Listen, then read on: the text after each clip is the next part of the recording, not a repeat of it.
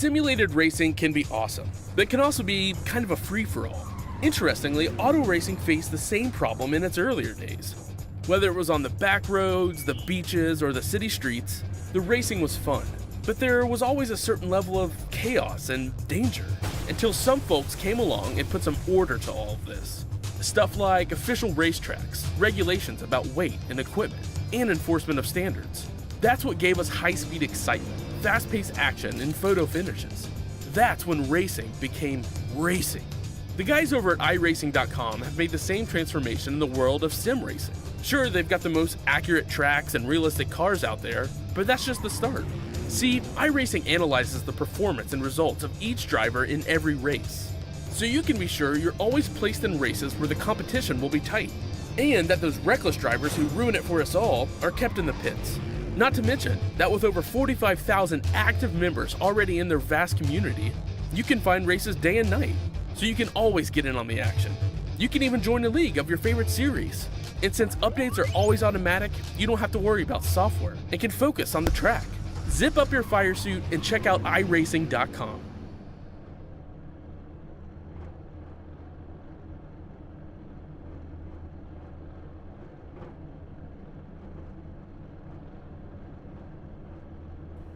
Welcome, race fans, to the Daytona International Speedway. We're here tonight with the NMNTS Racing Series, the VA Graphix Cup Series more specifically, and we have on hand for you guys 60 laps of high-banked, high-speed action from Daytona International Speedway. It is the VA Graphix Cup Shootout, and Brendan, Ryan, I'm glad to have you guys up here with me. We both got at least a taste of Daytona with these guys last night in some regard, and we also got a taste of broadcasting at Daytona with these guys as normal in some regards. So I think we're nice and warmed up. We're going to get some interviews underway before we actually get into the race, so this is going to be slightly abbreviated for pre-race, and we're just going to go right into it. We're going to bring up Gordon Larson, your reigning Tuesday Series champion last season. If you didn't tune into PSI TV for the last couple of races on Tuesday nights with NMNTS, it was the NMNTS Motor Sims Grand National Series in the NASCAR Xfinity cars. So we're kind of referring it to as he is the reigning Tuesday champion, technically the reigning series champion, but it is in different cars. So that's why we do that.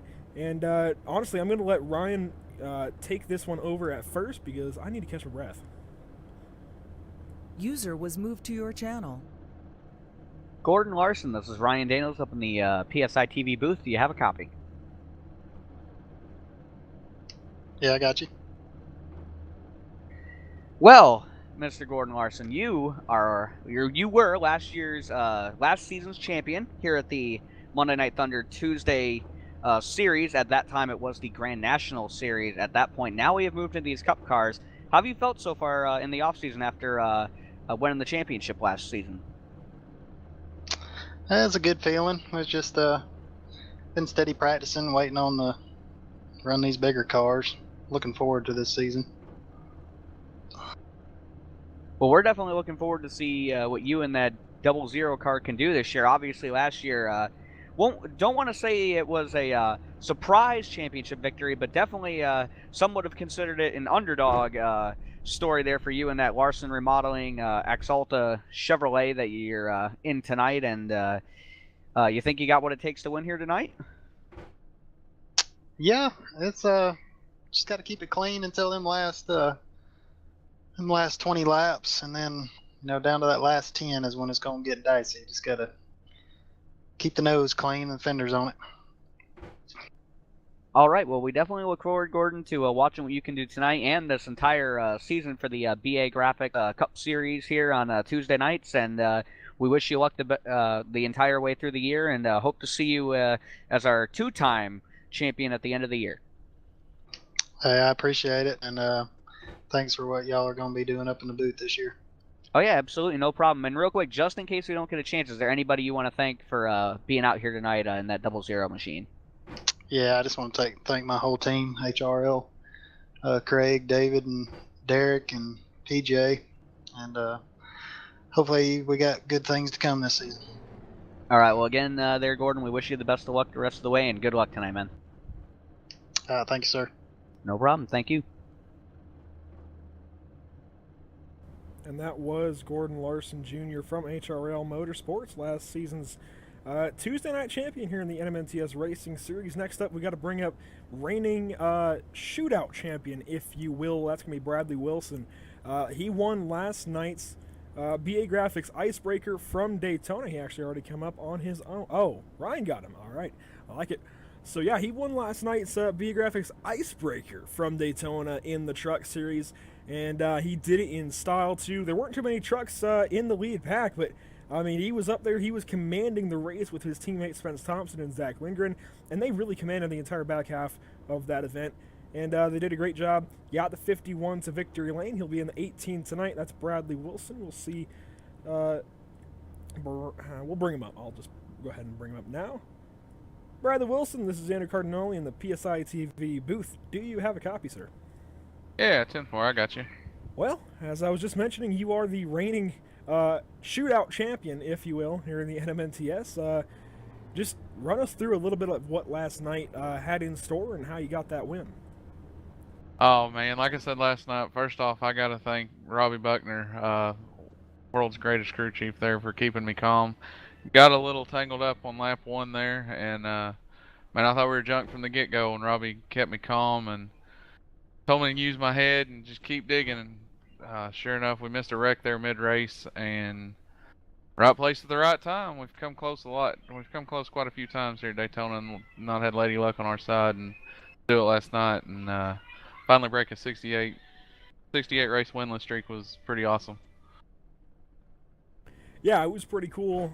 Just, you know, as a fellow driver and affiliated teammate with you to, you know, watch you finally get it. We've been talking about it for ages. It seems like now you finally getting your first one, and last night was the night. You got that Old Kent Hancock's machine into victory lane. I believe Simspec was actually on the hood, now that I think about it. But either way, just it was awesome to see that 51 finally get there. Do you think you can repeat tonight? I don't know, man. We're sitting deep in this pretty stacked field. This thing's stacked from front to back with last year's pole winners, and the top 12 in points that made the chase. So we're going to give it our best shot. But like I said, man, when you got the likes of Mike Bruno, Tyler Justice,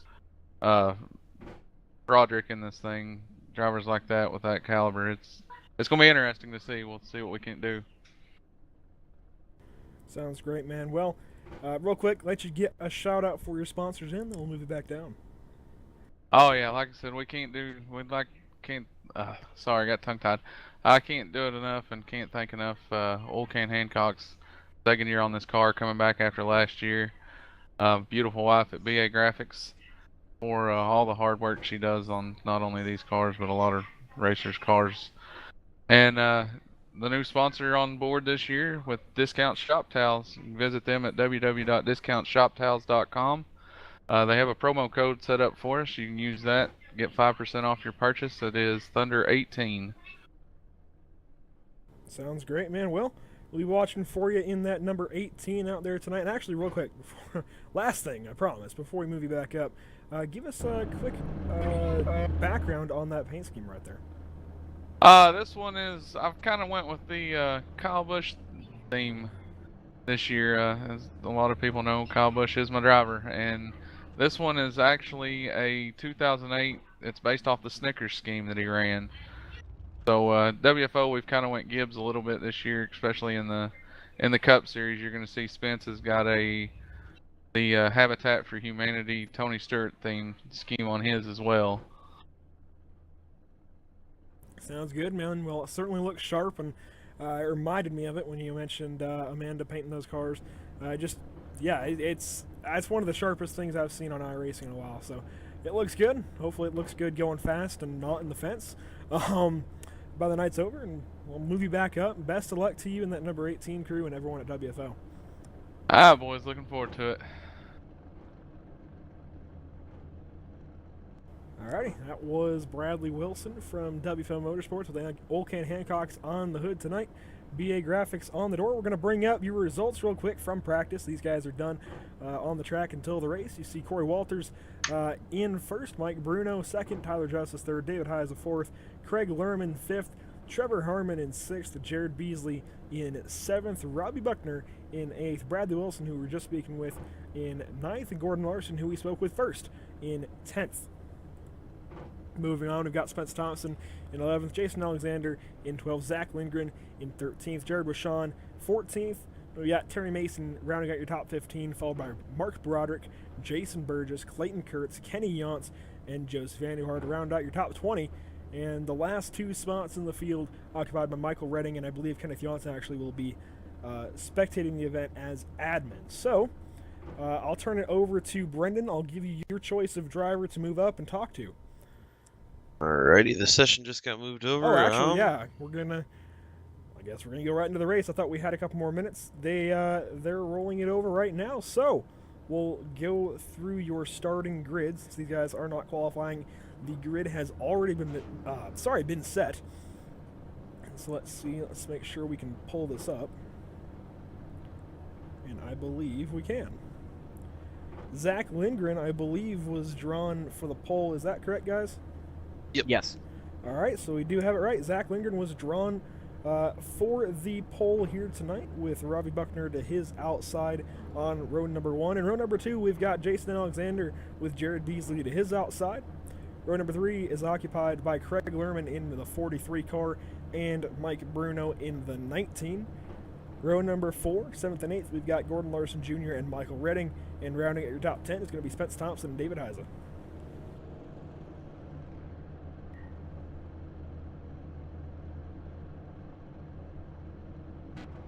Starting 11th will be Tyler Justice in the black and neon SimSpec PC Chevy SS. In 12th, we have Ryan Broderick in the Duracell Menards Ford Fusion. In 13th, we have Corey Walters. In 14th, Joseph Andemar. 16th, well, my count's going to be a little off right now, but Clayton Kurtz in 15th, Terry Mason in 16th, Kenny Yance in 17th, Jason Burgess in 18th, Jared Washan in 19th, Trevor Harmon in 21st, and Bradley Wilson is going to round out, Trevor Harmon in 20th, and Bradley Wilson is going to round out the field in 21st. And that will be your entire field here tonight from Daytona International. Bradley Wilson is rounding out your field. He elected to start from the back after the LCQ, which unfortunately we could not broadcast, but pretty much I think in the back 7 or 8 drivers racing their way in earlier today via LCQ for this race. It was just 30 laps. These guys got in that way. So you can see most of them on your screen right now. Actually starting with Corey Walters Harmon.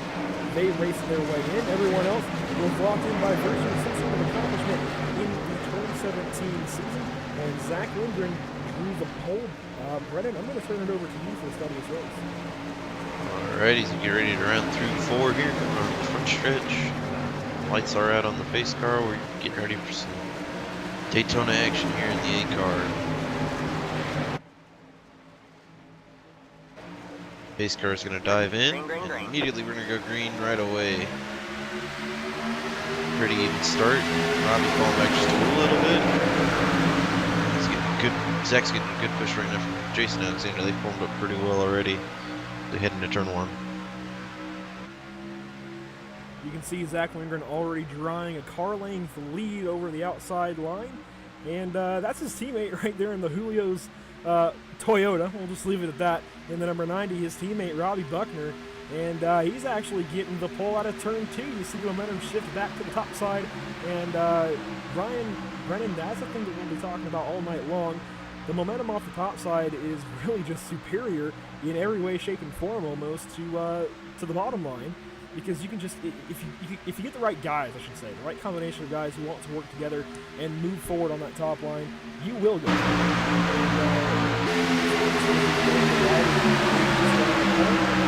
you're carrying more speed when you exit. More of a launch down the straightaways when you go forward. That's why we saw Robbie Buckner pull back alongside the 85 for a moment. Staggered behind, I guess. And Zach Lindgren has a pretty speed. Ryan, what do you think these guys are going to have to do if they're starting out in the back to get in front. Well, numerous amount of ways here at these weight tracks where you can move to the field. The most obvious is pass people.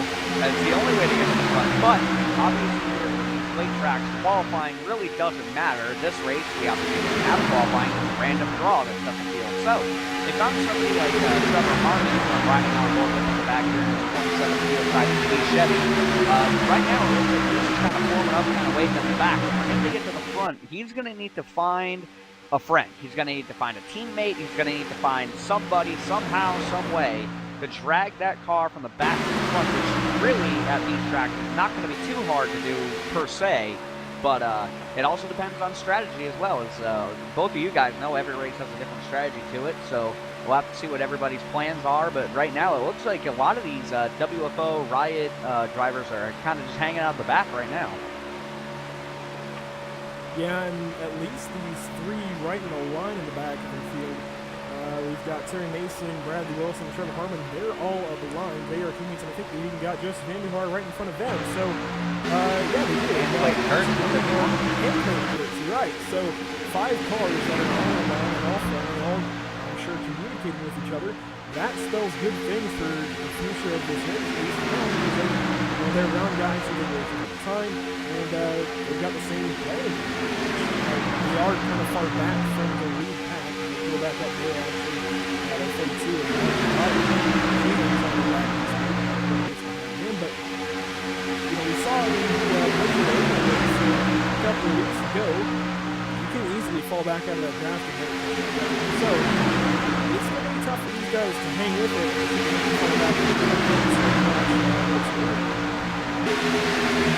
Possibly, but definitely this is a 60-lap race, and a lot is going to happen during this event. You know, things are going to change. You and I, just the other day, ran 500 miles here, and you and I both know now kind of what these cars will do. But here at night, one thing that I will say already, and we did see with that race that we got to cover here, the nighttime is the right time for these cup cars. They're able to just stay together a little bit.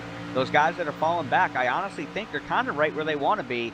Aside from Jared with Sean going under the apron, something happened back here. I'm not real sure, but the 96 is having all kinds of problems.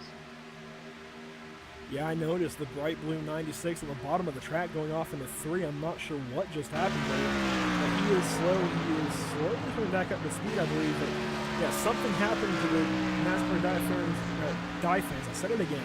NASCAR diecast fans, with Plan B sales on the side. I really don't know what happened. I tried to go back and look. There's some action up in the front. And, yeah, we'll see here. I think he may have just gotten shifted out of the way. I really don't know. Looks like maybe that was his plan. He pulled down. He might be having something go wrong.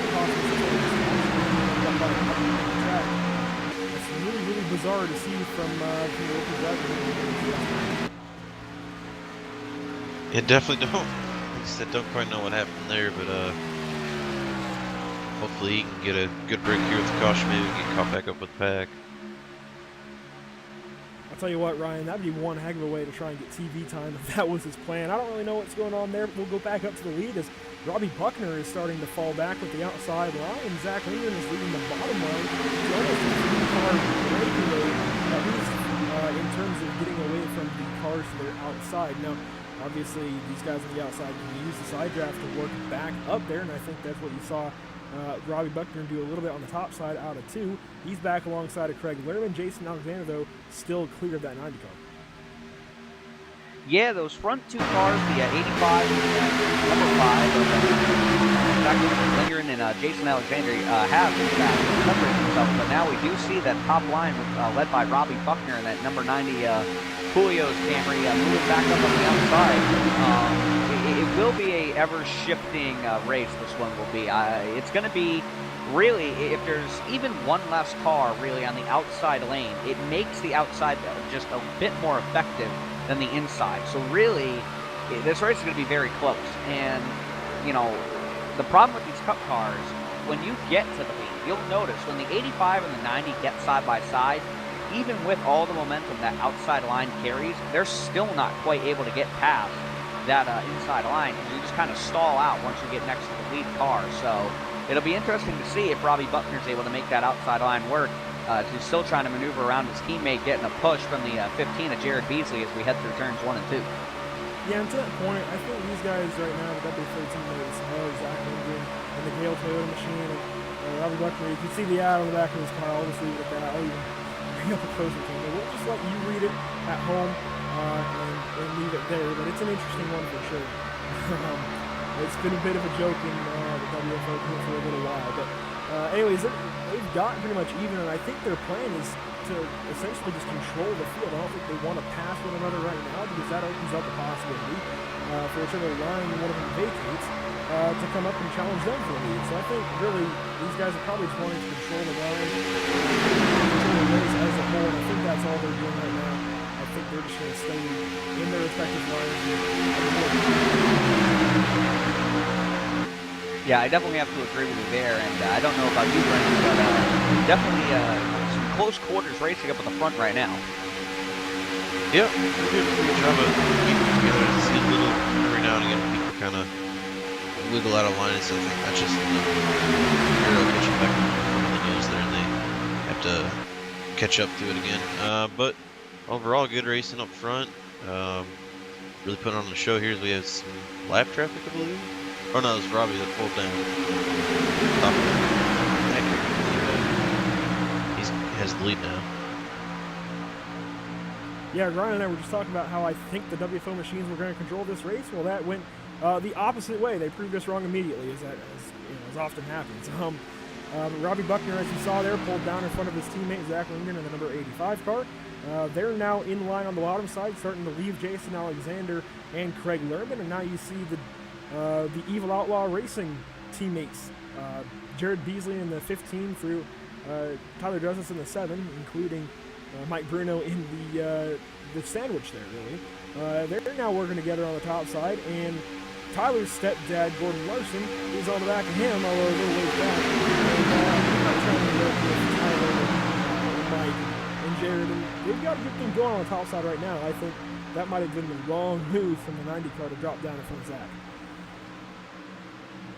Yeah, it definitely could be a decisive move, I guess you could say, by the 90 to move down to the bottom and get in front of his teammate there. But on the outside, you're right. We do see the teammates, the 15 of Jared Beasley, the 19 of Mike Bruno, and the 7 of Tyler Duff, doing all they can to put that Evil Outlaws Motorsports team, try to get them up front now. But as we can see, the numbers game starts to play its hand a little bit. That inside line swings the momentum one way, one lap, and on the outside swings back. So it's going to be, like I said, a constant battle between these two lines to see which one is going to go where, and it's going to be about the outside line really forming up and having cars together that are going to be able to stay as straight and as smooth as possible with each other to make it work. But another important thing to mention here is we found out during the Daytona 500,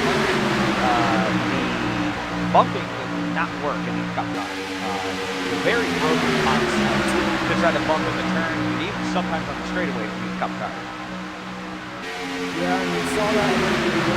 I know it wasn't broadcast, but I was there. I did attend that event, how it went for these guys. And the big thing I noticed was so I don't really have a very good way to show it, but the fronts of these Toyotas, if you try and get a close look when they come by, are very, very jagged. There's a couple of spikes on the front ends of these cars, so they really like to grab the back of these cars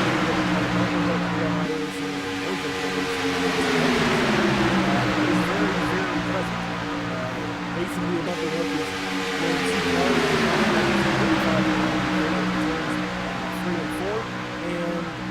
one car moves one way, the front car gets hooked by the bumper of the car behind it, and completely wipes out for lack of a better term. So it's something you guys have to watch.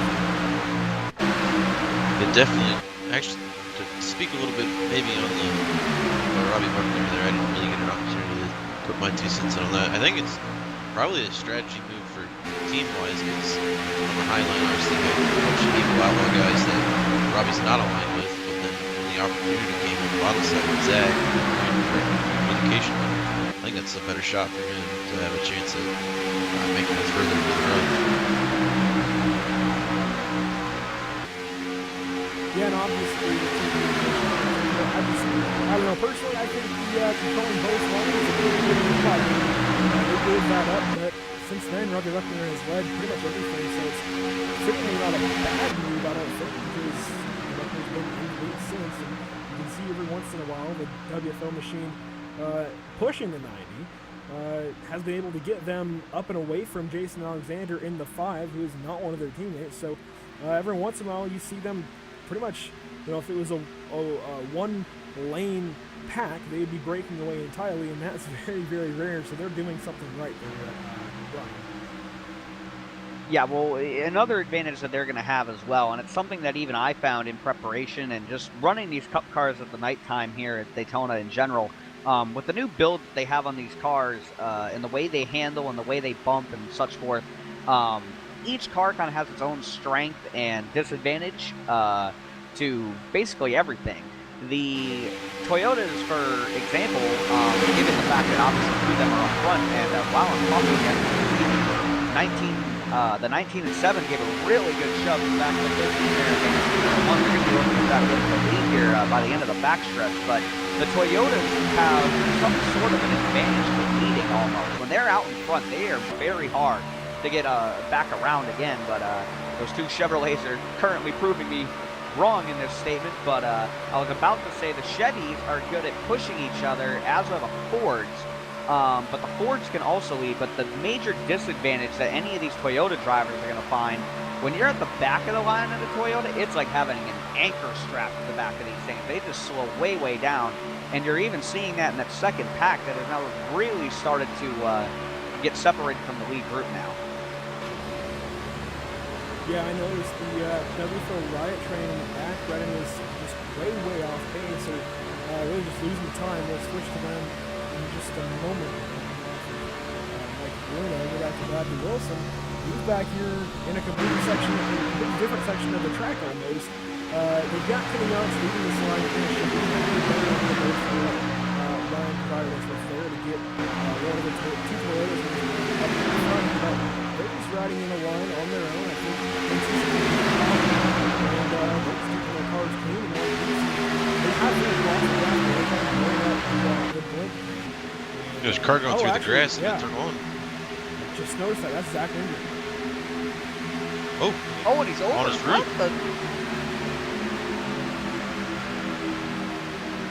Interesting. Wow.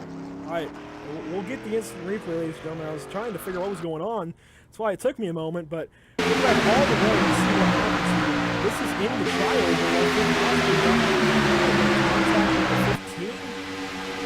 Actually, no, I think he was blinking. I think he was trying to bail. Might have had a technical failure with his computer. You see him go through the grass, and I think right here, yeah, just ends up launching on one of the access roads on the inside of the track. No caution, unfortunately. Zach Linder's machine pretty much destroyed already from the start at 85. I mean, you just saw it go in the air and flip over. Yeah, that 85 is, I'm looking at it live right now. Zach's got a ton of damage, so that 85 Gil Toyota machine has just been through the paper shredder just now. Don't know what happened. I have to assume that you would be right, Andrew, in your speculation that perhaps some sort of connection issue or something caused him to bail, and I don't think he meant for what happened to happen, and obviously when he hit that access road, it just flipped that car right over at the speed he was going, but with the absence of the 85 versus 90, we now see Jared Beasley take the lead on this lap, getting a big push from his teammate Tyler Justice. Even gets a little squirrely in the trioval that time by. Oh, the 32 and the 0 there. That was close. Good call. They would keep it going. Out, but you see a ton of front-end damage to the 32, as Brendan mentioned, a ton of them. Let's see if we can go back and find out exactly what happens. I think they might have to check up on the bottom line, and yeah, that's exactly what happened. Mark Broderick in the 32, just no time to check up. Some damage to the double O, but nothing in comparison to the front end of Mark Broderick's large machine. You see him with a ton of front-end damage. He's way off pace, and there's no way he's going to catch that front drive now. even Gordon Larson pretty much just up the creek without a paddle. Yeah, So- for sure. And oh, sorry about that, Andrew. I was just going to make a note. Another one of those moments where you'd have to think almost these drivers might just be listening to us, because we mentioned before how good the Toyotas were leading. And you yourself, Andrew, said, I wonder what would happen if they put a Toyota at the front of that group and at the back now. And just as he had said it, Bradley Wilson is now the new leader of the second pack with the 27 behind him. And they're going to be looking to at least try to get past the 32 and the 00, who have both lost the front pack. If those two can get hooked up to that train, they might have enough cars to try to at least start making up the difference between the two packs. Yeah, but the thing is, he's going to have to play some very fancy footwork pretty much in these cars to get that 32 in this group without causing too big a loss to either group. Be it for the right train or for the car itself. And same with the double O board, you're going to have to deal with some finesse. Right now, I think Mark Roddick is just saying that bottom line. I don't think he wants to move up this year. He does. So he'll be right in the lane when these guys don't have to go to the top side and the tempo here. And I know it's just Daytona. I know to a lot it doesn't seem like much, but it really does get in the heads of the driver. When you have to get in front of the line, you see how slowly they're working by the 32. They're still not even by the 32. That gets in your head as a driver when you're in a train like this, working with your team. And so it may not seem like much, but I think that might play some mind games with these guys. What do you think? Definitely gotta agree with that. Up ahead, the main pack just passed the 96 to put him a lap down. He will be working his way towards the second group now. Yeah, I think you're a little behind still, maybe. The second group actually just went by Rashawn. Now they're working their way by Gordon Larson Jr. in the Exalted Chevrolet, who fell way down against that mishap with Mark Roddick a few laps ago. Back up to the front, Jared Beasley has moved down in front of the 90 car. You see him there leading the bottom line, and now Evil Outlaw Motorsports pretty much running this race. They are literally controlling those lines just like Tony Ford was earlier in this event. And Robbie Buckner is completely boxed in. He can't even make a move if he wants to. He would have to go 3 wide, and I guarantee you the 5 behind him, he is actually aligned to 15, 7, 8, and go with. You can see the 28 and 23 who are aligned with the 15, the 7, and the 19, and actually teammates with the 5. They're not going to go with Robbie Buckner either. So Robbie's in a real bad spot. He has to try and get Spence Thompson up there to him. And that's getting really hard to do. I'm not sure back in traffic in this pack. He's Yeah, Spence Thompson has just kind of been hanging around at the back of this this lead pack here. We haven't really talked about Spence too much here in that Toyota PSI TV. Well, Toyota, I guess, but he's kind of hanging out back here. He's kind of waiting it out. And something important to remember, guys, something that I hadn't really been paying attention to until this moment. We will need to make at least one pit stop in this race. To make it to the end. 6 lap event, tough cars, anywhere from about 40 to 45 laps max on fuel. So these guys are going to either be hoping for a yellow at some point that'll bring everybody down at this point to finish the race, or in about another 15 laps or so, we're going to see every single car going to have to come to pit road, and I think that's where you're going to see strategy and team planning come into effect here. To that point, Ryan, and Brendan might have more to prove than I do right now, but I believe these guys are going to throw a captain caution at the end of lap 40 or lap 39. That's what they did last night with the icebreaker. I think it's the same idea tonight with the shootout. Brendan, you may have more of a clue. You also may be able to contact Ken Jones, the admin, just double check on that. I believe they'll be having a competition caution here very, very soon before the round ends. We'll find out for us then. And so while he does that for us, I just want to bring up the driver drop-down info here on the 89. These guys are entering the corners at almost 200 miles an hour. I know it's just a sim, but everything happens so quickly that if one small little thing happens, even a few rows ahead of Spence, as we're on board with the 89 right now, actually, there's almost no time for him to react. And you'll see these guys should get up to at least about 200 entering turn 3 possibly higher. You see 201, 202 there for just a moment before they input the banking. These guys are going fast, and these guys are pretty significant running the rest this week, and any little thing could spoil it. I don't think there's anything up for grabs in this race, but it's really cool. Any little thing that the race could really impact it. Yeah, it really could. As the season progresses, these guys obviously it's racing for all kinds of prizes and stuff like that, and there will be races where that will dictate how you drive. Large incentive. For example, next week for the truck series or the NMNTS SimSpec Racing Truck Series. On Monday nights here for the Monday Night Thunder boys. We'll be running here at Daytona for their season opener, and 5 drivers in that field will have a chance at what they're calling the No Bull Shootout prize drawing, I guess. 5 drivers who qualified for that event last year at Talladega are going to be eligible to try to lock themselves in for the chase for the or the hunt rather for the end of the season, and only Noble drivers will have the opportunity to lock themselves in. Wins do not get you in unless you are a Noble driver. So it will be interesting to see what kind of action you guys are able to see in that race come next Monday. I will be one of the drivers competing for that opportunity, so I'm going to be working really hard to try to see if I can walk my 52 DCI Tundra into the chase, first race of the year. So. And that'll actually be in a couple of leagues. That will be carried on max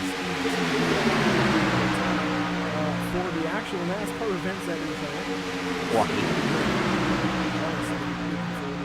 but that'll actually be in a couple of weeks they're running. Max Speed TV again will be carrying that. I'm not sure what Brendan's plan is.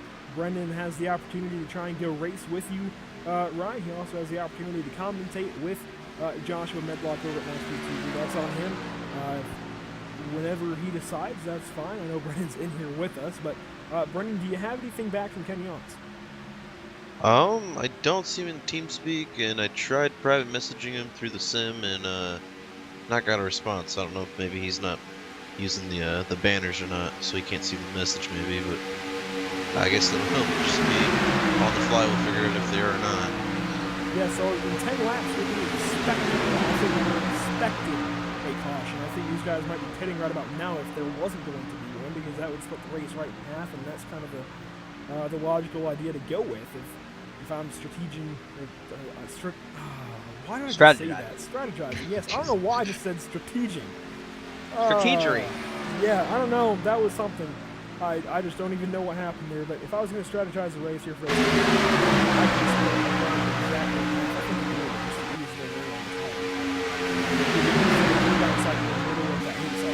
It's just what I would do. I don't think they still running to the back. About 8 laps to we saw a couple laps ago. These guys worked their way by the 85. And it looks like he needed to get some repairs done. He's 9 laps now, so he definitely got some repairs done. Probably lost a motor or got very, very close to losing a motor. You see he's still rolling around. It's going to be very, very underpowered though, Ryan. You guys go for it. The arrow on that car right now is just so off kilter. We even bring up the he's only going about 175, maybe 178 in the corners if he's lucky.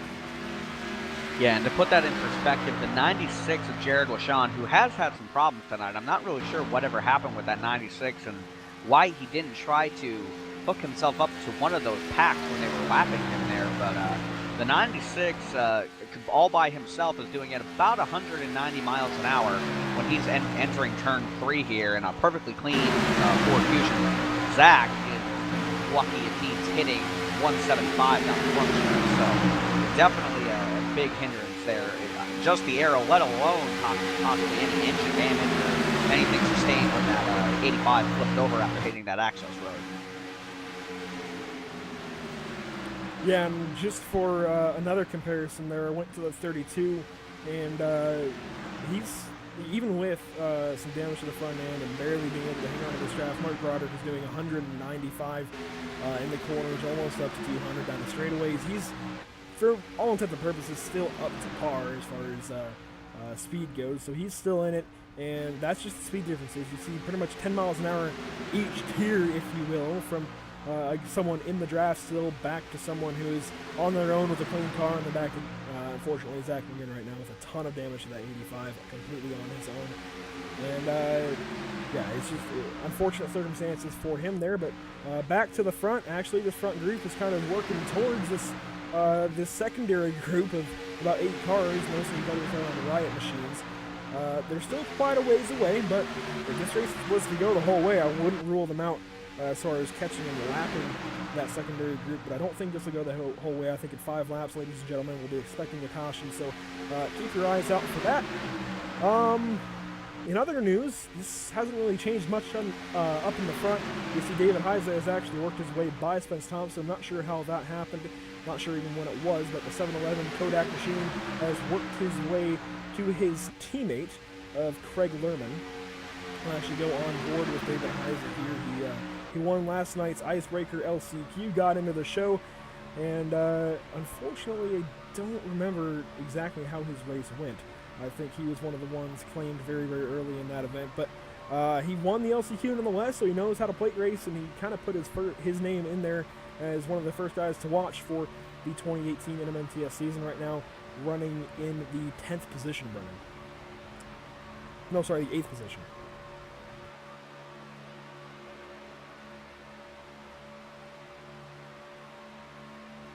Sorry, I guess I was behind, so I was trying to get caught back up.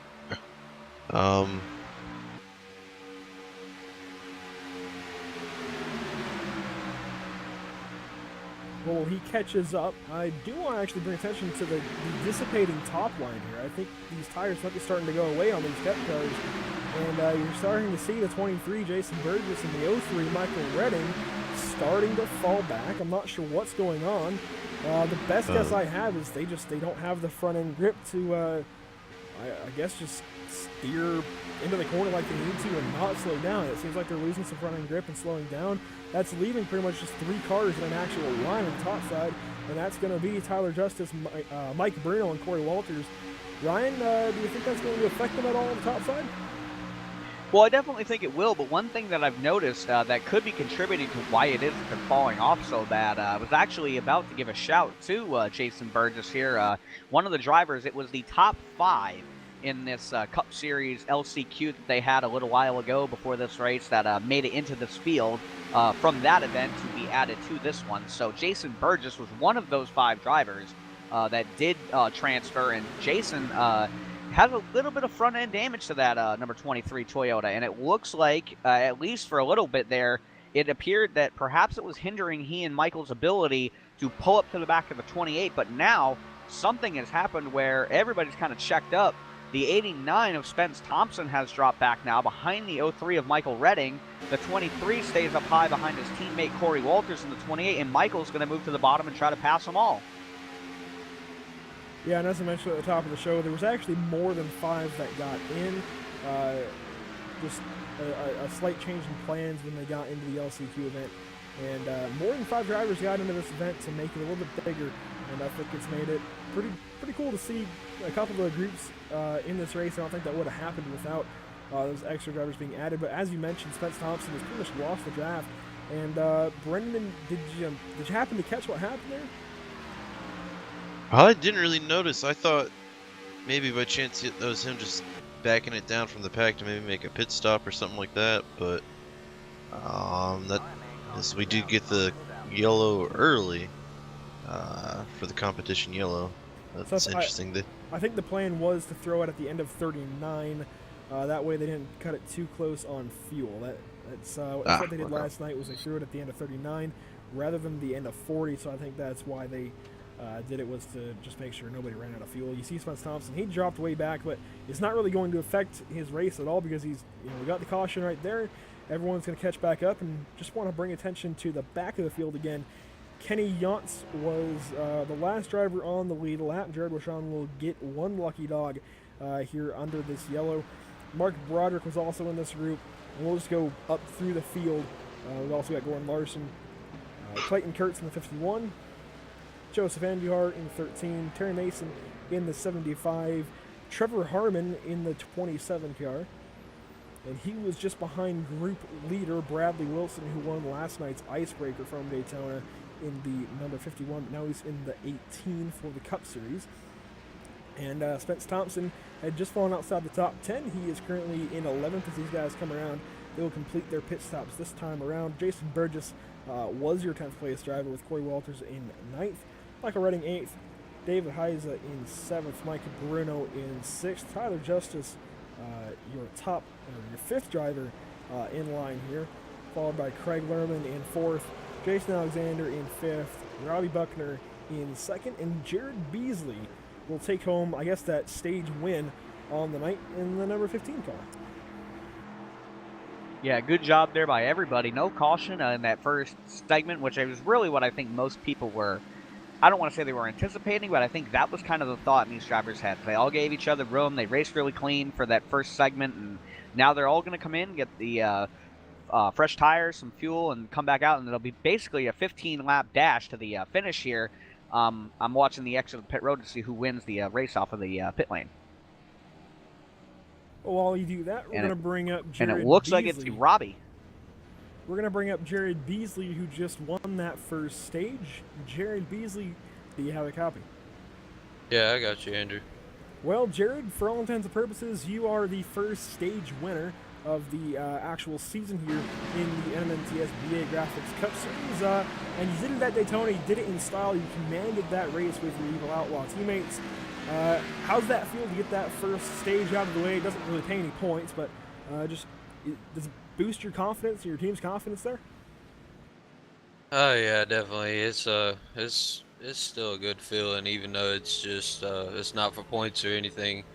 It's always a good feeling just to know that you're competitive, you know.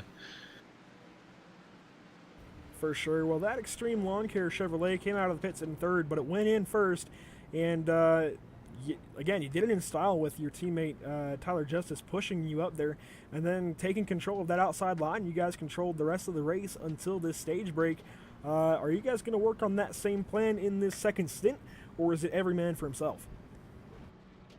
I'm sure we'll work on it towards the beginning. Somewhere probably around 5 laps to go, we'll probably end up going all out, all man for himself. I'm sure that's probably going to be what it's going to do, which is probably everybody's game plan, to be honest. That's how most teams do it, what everybody does. All right, well, sounds good, man. We're going to move you back up. Got to talk to a couple more drivers, but thanks for lending your time here. Is there anyone you want to give a shout out to real quick before we move back down? Definitely want to give a shout out to Extreme Lawn Care, JB Paints. Thank Bradley, Ken, and John. All them guys do a heck of a job up there in the tower. Want to thank you guys up there in the booth, and that's about it, Andrew. Sounds good, man. Well, thanks for the shout out. We'll move you back up, and best of luck to you in the rest of this race with your team. All right, thank you. That was Jared Beasley, the winner of the first stage here. Now I want to bring in Zach Lindgren, get an exact read on what happened there a little while ago, boys. And we'll try and get the 85 up in here. Before you do that, I just want to give one quick update, just for anybody who's interested. The number 96 of Jared Washawn, not only did he get the break of the night by having that caution fall his way and now being back on the lead lap for this last stint to the finish, but that 96 could not have run out of fuel in a better spot for him, having to take that extra lap because he just coasted to his pit.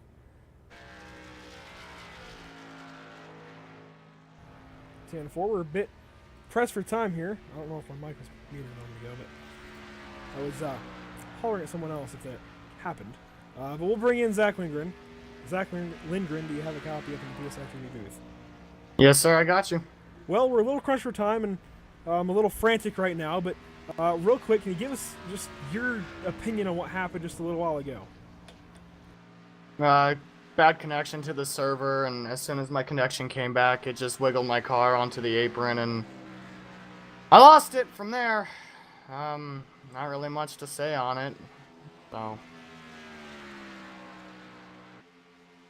Well, man, I mean, it was good watching you lead that first stint for a little while and work together with Robbie Buckner to set yourself up in a good position.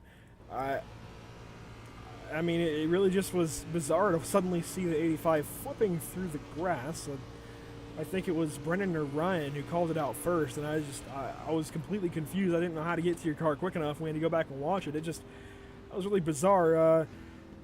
Obviously, you're 8 laps down, or 9 laps down, actually. What are you going to try and do here to just ride along, or just, what's your plan of action? I've got no horsepower. All I could really do is ride along. I mean, after hitting the grass and the car turned over, we're pretty much out of this one. 10-4. Well, unfortunately, I'll have to be watching that 85 go very, very slow on the start, but we're hoping for you that it goes good from here on out. I think you guys are coming to the restart, so I'll let you go. And yeah, I think that'll be that. Yeah, just wanted to get your side on things there. All right. Well, thanks, bud. And that was Zach Lindgren. And I have to formally apologize. I'm going to bring up totally different camera after this restart. I have to formally apologize. That whole thing just a moment ago, planning event, or unevent, as these guys restart here in the trial with Robbie Buckner off and away in the number 90 machine. But just totally I thought my mic was muted. Thankfully, wasn't bad. It was just we don't have time. And that was it. Just wanted to apologize for that. But moving on, you can see here, Robbie Buckner actually drawing even now with the 43 car, Craig Lerman in the monster Toyota. And they've got a couple of Evil Outlaw rows behind them. Not even just drivers. Brandon, if you're one of these guys in the front row, what are you doing here?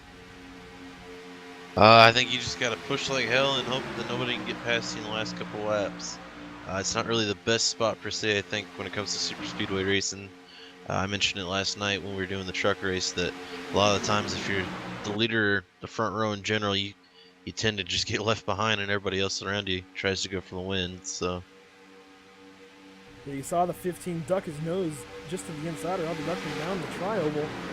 You definitely cannot go below the WL lines. Everyone here knows that. Now you see Craig Weirman going to the bottom side. He thinks he can control that bottom side better, and he thinks that's his best place to go.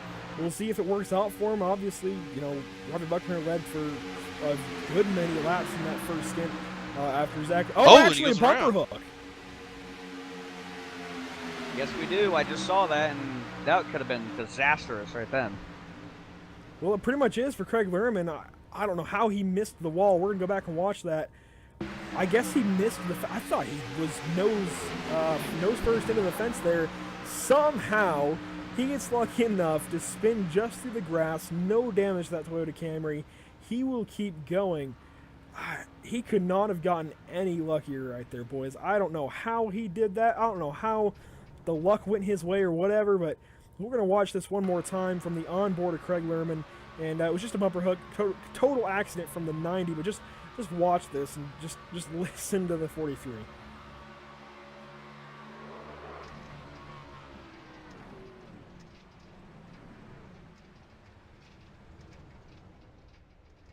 It's a heck of a ride right there. That's kind of incredible, really. When I saw the 43 heading to the inside wall, I thought he was actually heading to the inside wall and not just the infield, but he got real lucky there. If there's a caution that comes out anytime soon, he'll get the lucky dog, but up towards the front of the field, Mike Bruno now your leader. Tyler Justice pushing him up into the lead, but here comes Robbie Buckner back on the bottom side. Not sure what Jerry Beasley's plan is. If he's going to try and help his teammates here on the top lane, or if he's going to help himself and try and get the 90 out in the lead, and then work something else. 3 wide, actually. Michael Redding making an aggressive move. Oh, man, they almost made contact. Yeah, that's very close back there. Michael Redding trying to make the middle work all by himself. Right back there in that I believe it's the 03. Yes, the 03, I guess just Evil Outlaws Toyota Camry. While those two other SimSpec teammates of his, Mike Bruno and Tyler Justice, try to clear the inside lane doing all they can to defend up top. But you're right there, Andrew. It's going to be interesting to see what strategy is played by all these drivers up the front. And I think now what I'm starting to notice, if you look further at the end of this pack, at first it was 2 packs at the first run. Now that entire Riot WFO group has found themselves at the rear end of the front pack, still just kind of waiting it out, and we're coming to what will be 11 laps to go this time by.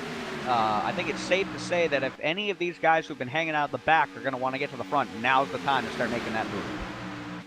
Yeah, now is definitely the time to try and make something happen and work their way up. You see Bradley Wilson hanging on to the back end of this field right here in the silver machine with flames on the front and blue writing. So that's how you can pick Bradley Wilson out. I'm not sure what their plan of action here is, because there's no way you're going to work by a double wide field of Cup cars here at Daytona or even at Talladega. There's no way you're going to do it. So I don't know what their plan of action is, but they've got the work, pretty much the work cut out for them. You can see from the onboard here on the number 18, there's just nowhere to go. You see exactly what happens when you try and make it 3 wide. Michael Redding was very lucky to actually get back in line. He's back in line on the top side, 4th in line. You can see him in the red, white, and blue machine in front of Spence Thompson. That was very, very lucky. Basically, by the rules of, or not the rules, but by how these cars have acted in recent years on plate tracks, that should not have happened, Brennan. Yeah, no, you're not going to get an opportunity like that.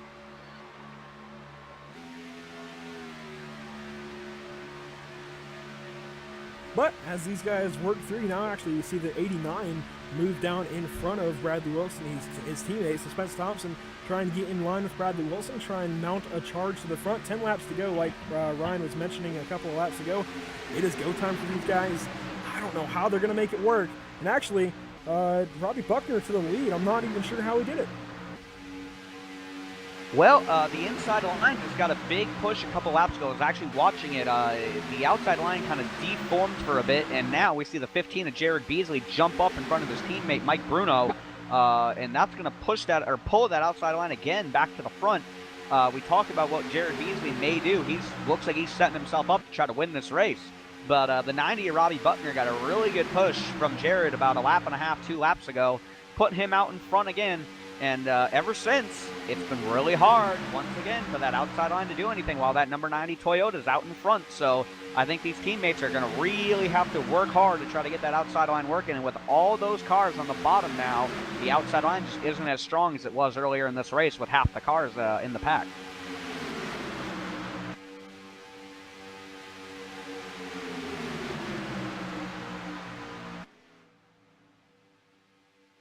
Again, we see the 03 of Michael Redding starting to fall off from the main pack.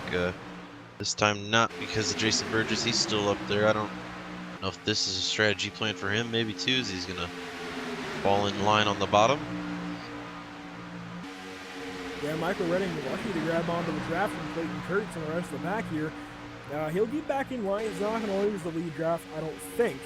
But that's pretty lucky to be able to catch the draft there and stay in it. He's in 15th, though, and way back from where he needs to be. He actually just moved to the top side. I'm not sure what his plan of action is, because that's not going to help him. He's just going to lose the draft quicker if he does that. Oh, and there it is. Big one on the tri-oval. Everybody's in it. Yeah, that's the field. We have 2 cars left. Wow. That's that's the field. That, and in the words of the great Zach Lindgren, there it is. There it is. Yeah, that's. I want to hear the pile up in the tri-oval. Pile up in the tri-oval. There it is. we'll get a look back at this. Insane. I'm glad this is a sim, because otherwise we have some very hurt race car drivers here. We'll go 3rd speed here, hopefully, and try and get a look. Let's see if we can find a camera that works. This will work.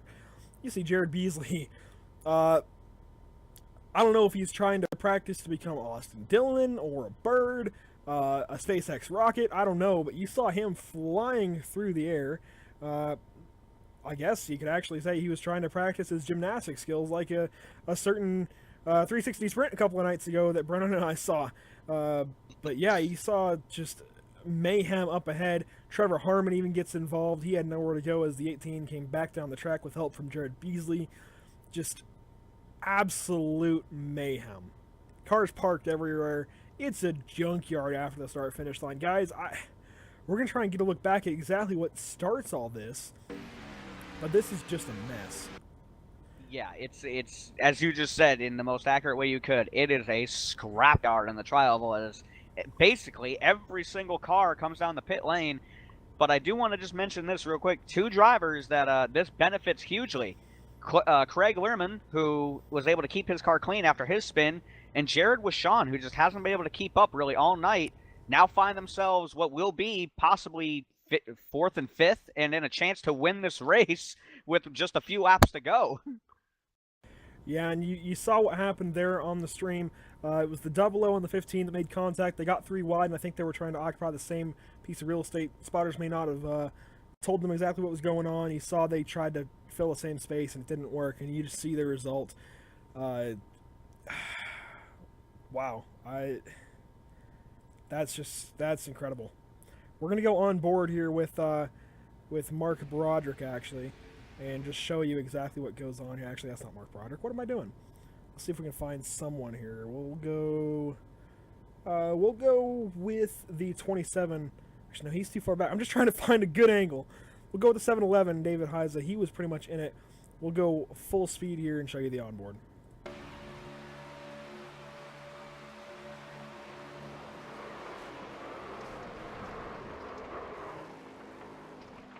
So you can see exactly how quickly things happen here. Just want to get away from this and go back up to the front because I don't want to lose time here and miss the start of the race like we've done a couple of times on previous races.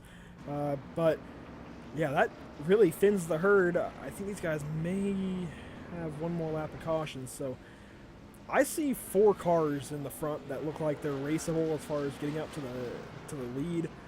I'm not sure anyone else has anything. Jason Alexander is still in this, and I don't know how, but he's still rolling. He's not going to be worth anything once these guys get up to speed. I think he's going to kill the entire inside line. If I was him, I'd pull off and go to the back personally, but he's going to try and stick in it, try and get the best position he can. Mark Broderick is still in this. Somehow Craig Lehrman is still in this. Terry Mason limping around the racetrack. Ryan, I don't even know. Yeah, it's going to be definitely interesting to see what happens here. I will say, really, I'm going to make this suggestion right now, and that is that the 90 is going to be a sitting duck on the restart, and that is because he is going to have the 5 of Jason Alexander with all that damage, as you mentioned, behind him. To the outside lane, you're going to have the 28 car of Corey Walters, whose car is essentially clean, aside from some minor scrapes on the rear bumper, and the 43 of Craig Lehrman, who is completely clean in his 43 Toyota. So it will be interesting to see what strategy is played. And another important thing to remember here is really the 3 main cars that are going to possibly contend for this win here. None of them are teammates. None of them have any affiliation with each other or anything like that. So it's a shootout from here. It's going to be about a 3-lap shootout between just 3 drivers doing all they can to win this race. And real quick, want to address a couple of things. You saw the screen freezing there for a moment. Don't worry about that. We're back up and running fully. It was just a small little visual glitch with my graphics card. And then the 96 Jared Wishon, I believe, was just caught for speeding, exiting the pits. And he had to go let everybody buy all these wrecked race cars. And he's got a perfect race car. He would have been in a perfect position to just, again, be in a perfect position just in general for this race to try and get a win. And unfortunately, he has to go to the back of the pack. He's out of it. There's no way, without a wreck up ahead with all the drivers that are still left running that are any good, that he wins this thing now. He's just in too bad of a spot. Unfortunately, the 96, I don't think he has any chance of getting it. But moving forward, you see Robbie Buckner. He was just in the perfect spot to survive that. Somehow Craig Lehrman got through as well. And I think we're going to be interviewing Robbie Buckner in some regard after this race, boys. I'm fairly certain we know who our top 3 will be. Based on the cars that are left, I'm rather convinced our top 3 are going to be the 3 drivers running 1, 2, and currently 4 for Craig Lehrman. But Yeah, it's about to get really interesting here at the end. Yeah, this is going to be interesting. I don't know what to expect on this restart. Brendan, do you have any guesses as to what's going to happen? I think we'll see Corey and Craig hook up. They'll start to push, get the high side working, and Robbie will just sink in behind them. And I think he may just sit there till the last lap and try and make a move with the side draft. Well, you can see who's left here. It's not many cars. Most of them are piled on the inside line because of exiting a closed pits, I believe. But coming down to the line, green flag back in the air. Robbie Buckner on the loud pedal. He's got to try and clear that 28. And actually, he will. That may help him. That may just help him a bunch in this race overall. Mark Broderick, I think, actually has a car that can get up there and draft. Possibly Michael Redding as well. They're still in this, possibly. Maybe just enough to help Robbie Buckner out to stay in contention. You see Mark Broderick drawing all the way up to Robbie Buckner's back end here. Ryan, this is kind of a surprise. It is a bit, but then again, the 32 was able to keep up earlier with all that front end damage. We see the outside two front cars trying to get by the 90 of Robbie Buckner. They're not quite there yet, but the 32 is going to move up as well. They're going to hang Robbie Buckner to the bottom. Robbie's going to now get passed by the 28. But the inside line is going to start moving again, and now it's Craig Learman that's not quite being able to keep up on the outside. Yeah, I'm surprised by that move. Oh, they're going to wreck! Robbie Buckner came up. He tried to side draft the 43. Contact is made. He gets back in line. They're still going. No harm, no foul, I hope. They keep it under control. Robbie Buckner now in the second spot. He's trying to follow Corey Walters. Craig Learman going to fall into third. Michael Redding, though, is still in this. I don't know how. You even got David Heiser and Mark Broderick. Even Clayton Curtis hanging on the back of this draft. Anything can happen. I can't believe what we're seeing, and I gotta say, if I'm Robbie Buckner, I don't know what he's gonna do here on this last lap, but man, I hope that 43 comes with me when I try to make a move. Well, he just might not, just because of that move a lap ago. It may have just been accidental, but, you know, in the back of your mind as a driver, you may not want to work with that guy now. I mean, he just doored you. And you see Robbie Buckner almost sticks his nose out. We'll watch these guys come by at almost 200 miles an hour into turns 1 and 2 for the final time tonight. Lap number 60 of 60. And you see the back three of this group falling back. The front three are all that's left now in a reasonable position to make a move. Unless they wreck, I don't see anyone else getting it. It's these three to the end, Brennan. Definitely, and I think right now your best chance at a move would probably be Craig Learman if he can suck up what's left of the draft here and just slingshot himself around the outside if Robbie doesn't try and block it. Well, here we come out of turn 4, boys, coming to the start-finish line, and the 90 is going to have to make a move right now. I just don't think he's got it. Yep. No, it's Corey Walters. Yep. There's nothing he can do. Corey Walters going to take home the front end of this Toyota 1, 2, 3. Toyota sweeps the top 4, I think, even. And that's it. That's it from Daytona. Corey Walters is your winner. And props to Corey Walters there, because he started on the outside lane. He did everything he had to get to the lead hit there on that last lap, or last couple laps. And he just made the right move at the right time. Props to the 28 Haviland machine. And Corey Walters was your leading transfer driver out of the LCQ. He took the pole. He was leading when it was all said and done. And now he takes home the Cup Shootout here, the BA Graphix Cup Shootout in the NMNTS BA Graphix Cup Series. It's Corey Walters in the Haviland Toyota. Just incredible finish. Incredible finish, incredible race, incredible wreck to set up an incredible finish, and what a way to kick off the season here for the BA Graphix Cup Series. And it's going to be, again, for your top three, Corey Walters, Robbie Buckner, and Craig Learman. But Corey Walters now just threw his name into the bag of guys who can do it here at Daytona.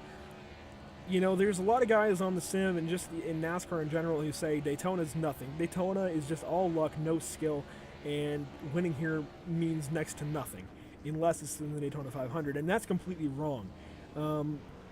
Really, it takes a special set of skills, maybe not the same set of skills at places like Atlanta or Charlotte or Darlington or Watkins Glen or something, but it takes a special set of skills. Ryan, I think you've got one of the greatest sets of skills, at least in the NMNTS. You're pretty good at it, and you know, he just threw his name in the bag. He did really, really good earlier in the LCQ, and now he's hanging on here tonight. He will end up winning the BA Graphix Cup Shootout, and in style, too. Yeah, he did a very good job tonight. Obviously, like you said, he won the LCQ, but possibly took the experience from that LCQ and applied it to this race. And Corey Walters put himself in the right place at the right time. Was able to be ahead of that huge accident that took out the vast majority of the field with just a few laps to go. And Corey Walters, you said it. Did an awesome job tonight at the plate racing. Obviously, the 28 machine looks to be strong. And another thing to throw out there for Corey is this win locks him into the Clash Icebreaker next year for the BA Graphix Cup Series as well. That it does. And we're going to bring up third place finisher Craig Lerman. Brendan, I'll let you interview him whenever you're ready. Alrighty. Alrighty, Craig, this is Brennan up here in the PSI TV booth. You got a copy with us? Yeah, man, I got you. How you doing tonight? We're doing pretty good. I think you, sir, got yourself a pretty lucky top 3 there. That last incident gave you a really good opportunity at coming home in third tonight. How you feel about that? Yeah, up in the top 10 the whole night, so coming back after that spin felt good. Yeah, definitely. I just describe what moves you think you were gonna try and make, maybe, or anything like that. Those last final laps where it just broke out to just you, Corey, and Robbie there. Had any plans for trying to get to the front, or? Yeah, I was looking, but Toyota just didn't draft well, so I couldn't pull up there on Robbie at all. So I was just looking for that, safe finish at that point. Well, alrighty. Well, I think I will give you an opportunity here. You want to shout out any sponsors? Anybody that helps you put the show on tonight? Yeah, I want to thank my teammates, Gordon, David, Derek, PJ. Without them, I wouldn't be in this spot. Alrighty, well, I think we'll get you moved back down and let you celebrate your third place finish tonight. Congratulations. All right, now thanks. Appreciate everything you do, man. Have a good one.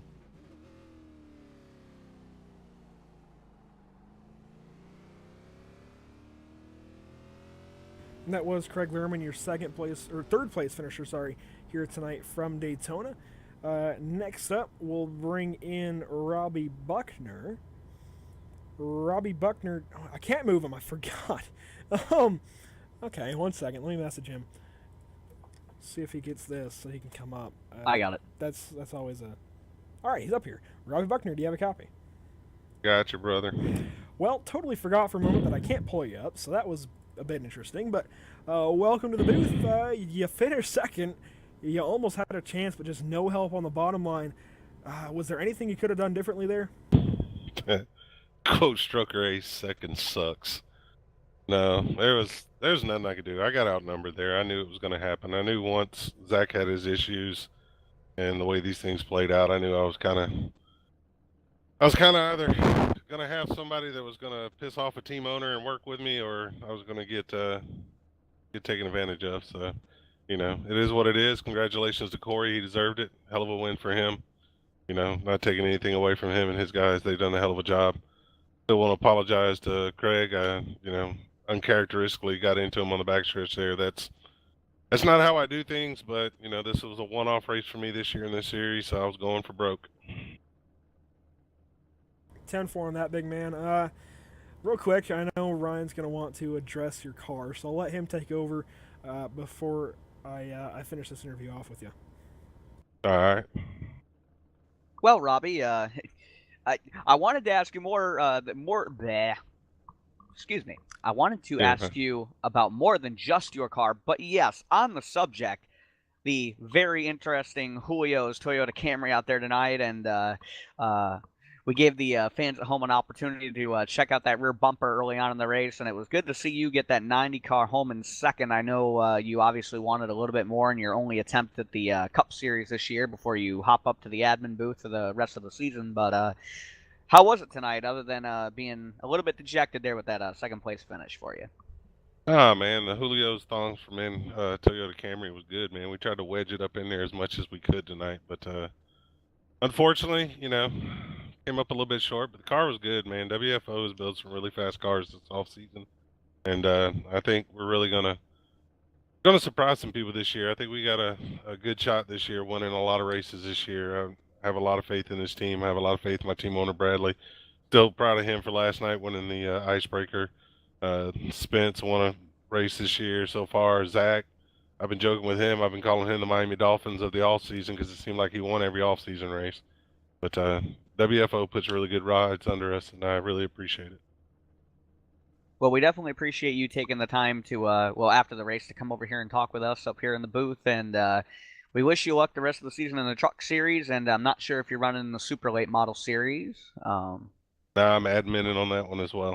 Alrighty, well, we're definitely going to wish you luck in the truck series. Obviously, the guys here at PSI TV will get the opportunity to call those races with you involved, and I will be on the track racing against you guys, so it'll be interesting to see what happens here, but what happens during the regular season. Very tongue-tied today. But the number 90 bringing that thing home in second, and just again, great run tonight, buddy, and it was good getting the opportunity to talk to you, and we wish you luck the rest of the year. Hey, man, I appreciate it. And real quick, Robbie, I know you shouted out a lot of what you've got on that car, but shout out anyone else that you got to give a thank to here. That free reign. Oh man, I got all kind of people I could actually thank. Gotta thank my buddy Terry. Can't do this without Terry Mason. You know, he helps keep me on an even keel a lot. I get heated, I get emotional. Anyone that's been around me long enough knows that. Gotta thank Spence, Zach, you know, all the guys on WFO, all the guys at Riot, Joseph, Trevor. I'm forgetting names. Y'all gotta forgive me. I've had the flu this past week, so my brain's, you know, out there. And then the guys over at Daniels Carnally, you know, those guys coming in this year, they're doing a good job, you know. So that'd be, you know, Ryan and Brendan and you and several other guys. But gotta thank all you guys, man. You guys are the reason I do this, reason I want to be a part of this. I can't ask for a better league to be a part of. You guys make it fun, make it worth doing, and you guys do a hell of a job up here broadcasting it. So I hope everyone notices how much fun we all have and how much fun you guys have up here in the booth. And Brendan, it's okay. You can talk to me. I won't bite you. I promise. All right. Well, I'll tell you what. That was a heck of an interview. I don't think it bests your lead into that interview, but it was still a pretty good one, especially there at the end. So thanks for your time there, Robbie. Unfortunately, you did get second place, which second sucks, of course. But you led 21 laps out of tonight, and that's nothing to hang your head from. I mean, you came home. You had nobody pretty much since from the time Zach had his issue to the end of the race. You had nobody to work with pretty much. So to come home in second place has to feel pretty good given the circumstances. So, I'm sure once you get a chance to sleep on it, you'll be a little more cheerful, I think. But, just great job in the number 90 Julio's machine. And we'll let you – I can't move you, but we'll let you get back down there with your team. I think that's a wrap on I'll kick myself out of this room. I've had enough of me. I'm out of here. All right. You guys have a good one. Will do. And so that was Robbie Buckner, your second place finisher. Ryan, I'll let you bring Corey up when you're ready. Okay. Well, I've walked down here to Victory Lane, and I'm looking all around, and it's gotten a little bit quiet over here for some weird reason, but I think I just found the race winner, Corey Walters. Corey, how does it feel to win the Clash here at Daytona? Feels pretty good, man. I got to be honest. It's my first win in the series, and I'm pretty pumped about it. I would imagine you are after a finish like that, able to be just in front of that massive wreck that took out a lot of the field here, and an awesome restart by you in that 28 Texaco Haviland Toyota Camry on that final restart to get yourself ahead of the 90 of Robbie Buckner. How did you really feel about the car throughout the race? Like, was there anything in particular that you felt like you would have been able to apply at the end of the race to try to win had that wreck not kind of dictated the finish for you guys? Just staying up in the top 5, waiting for the last couple laps to make a move. And then that all went down, and that was a big game changer. But, yeah, I just got lucky there. Stayed out away from the wreck. I saw it in my rearview mirror and kind of went, okay, this is the way this is going to play out. Well, we saw the 28 be strong all night. You were able to transfer into this race from the LCQ, and if my sources are correct, you won that race as well. So, Casey caning your way into victory lane here tonight. And anybody else out there you want to thank for an awesome run in that 28 machine? I just want to thank my teammates. All those guys are a big part of what we do out here, and I want to thank you guys up in the booth for sure. You guys do an awesome job. Can't wait to watch more broadcasts later in the season. It's going to be great. And I mean, that's about it. I don't really have any sponsors or anything. Haviland's obviously a fake sponsor, but I love the Haviland paint jobs and Davey Allison, so that's why I do it. All right, well, I got to mention real quick. Sorry for cutting you off there, Ryan. Nope, but, it's all good.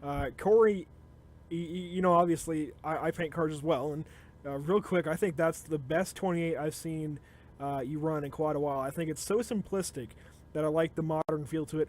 Obviously, there's tons of throwbacks you can do to Ricky Rudd and Davey Allison and so on and so forth, but I think that as far as getting a very slight modern feel, but just keeping it nice and simple so you can see what's going on, that's actually one of the best. Like, I know it's so little on the front, but that's actually one of the best I've seen you run in quite a while, and I think that's the one, if I was you, I would stick with. Yeah, I actually paint all my own cars on Trading Paints, and I like the black look with like the white bumper. I might change the color of the bumper here and there during the season, but I'm going to keep the body mostly black on it. I think it looks pretty slick. Sounds good, man. Well, I think that's all we've got for you. Thanks for your time, and yeah, best of luck to you as the season rolls on. We'll see you this Sunday for Truck Series qualifying for Daytona. All right, buddy. Appreciate it, man. And that was your race winner, Corey Walters, number 28. And as he finishes up, well, it's a replay, but as we watch him finish up his burnouts in slow motion here, we'll bring up the results here from Daytona. And Ryan, I'll let you take the top 10. Alrighty, well, obviously we just spoke to our winner this evening. The number 28, Corey Walters, did bring home the win here this evening. Second place was Robbie Buckner. Third place, Craig Learman. Fourth place, Michael Redding. Fifth place, Mark Broderick. Sixth place, David Heisa. Seventh place, Bradley Wilson. Eighth place, Terry Mason. Ninth place, Jared Washon. And 10th was Trevor Harmon. And in 11th, we had the 77 of Kenny Yance, followed by the 5 of Jason Alexander. Then in 13th was Mike Bruno, and the number 19, Tyler Justice in 14th. Gordon Larson Jr.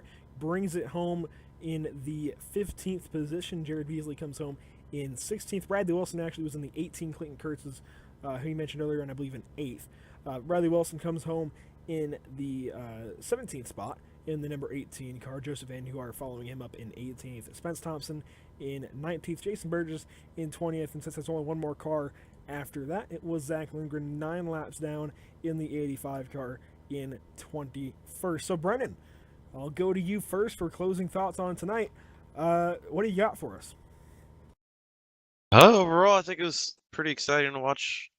Good battle we had up front, and then really exciting in the last couple of laps there. It's fortunate to see so many guys get wrecked out, but I think for super speedways, that's kind of what people kind of look forward to, is what has been coined now the big one. So we definitely had a big one tonight, but overall, cool to see Corey come away with a win. As he mentioned, his first one in the series, so that's always good to see. Yeah, overall, pretty good.